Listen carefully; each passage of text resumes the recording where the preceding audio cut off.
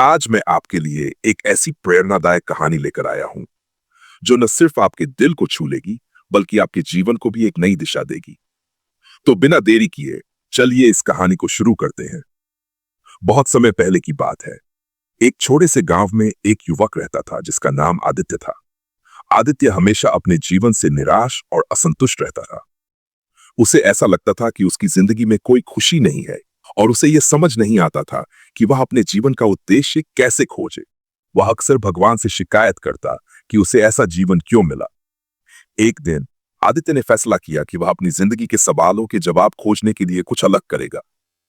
वह गांव से निकलकर दूर पहाड़ों की ओर चल पड़ा, जहां एक प्राचीन ऋषि का आश्रम था। कहा जाता था कि वह ऋषि लोगों को जीवन के गहरे सवालों के उत्तर देते थे। जब आदित्य आश्रम पहुंचा तो उसने ऋषि को प्रणाम किया और अपनी समस्या बताई। उसने कहा, गुरुदेव, मैं अपनी जिंदगी में हमेशा दुखी और असंतुष्ट रहता हूं। मुझे यह समझ नहीं आता कि मेरी इस पीड़ा का अंत कब होगा। क्या आप मुझे इसका समाधान बता सकते हैं?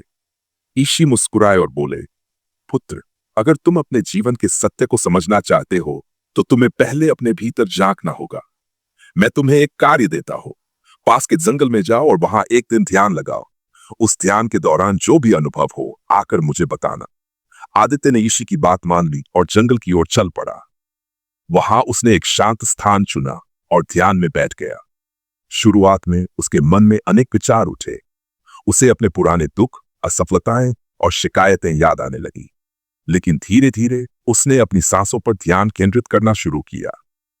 कुछ समय बाद आदित्य को एक अद्भुत अनुभव हुआ।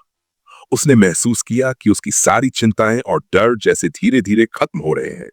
उसे एक गहरी शांति महसूस हुई, जैसे वह प्रकृति के साथ एक हो गया हो। अगले दिन आदित्य आश्रम लौटा और ऋषि को अपने अनुभव के बारे में बताया। ऋषि ने मुस्कुराते हुए कहा, पुत्र, यही तुम्हारी पहली सीख है। जब तक तुम अपने भीतर की शांति को नहीं समझोगे, तब तक तुम्हारे बाहर का संसार भी अशांत रहेगा। ध्यान ही वह माध्यम है जिससे तुम अपने जीवन का उद्देश्य समझ सकते हो। आदित्य ने ऋषि से और अधिक सीखने की इच्छा व्यक्त की। ऋषि ने उसे अगले कुछ दिनों तक ध्यान और सेवा का अभ्यास करने को कहा। धीरे धीरे आदित्य ने अपने भीतर के डर और नकारात्मकता को खत्म करना सीख लिया।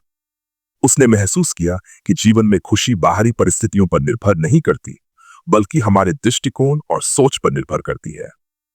कुछ महीनों बाद आदित्य अपने गांव लौटा। वह अब एक बदला हुआ इंसान था। उसने अपने जीवन का उद्देश्य पा लिया था और दूसरों को भी सिखाने लगा कि कैसे वे अपने भीतर की शांति और खुशी को पा सकते हैं।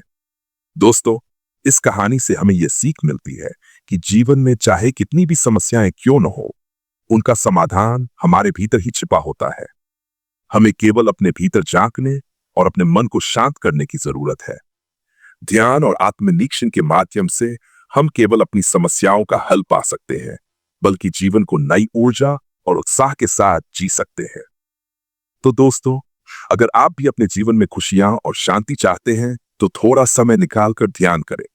यकीन मानिए, यह आपकी जिंदगी को पूरी तरह बदल सकता है।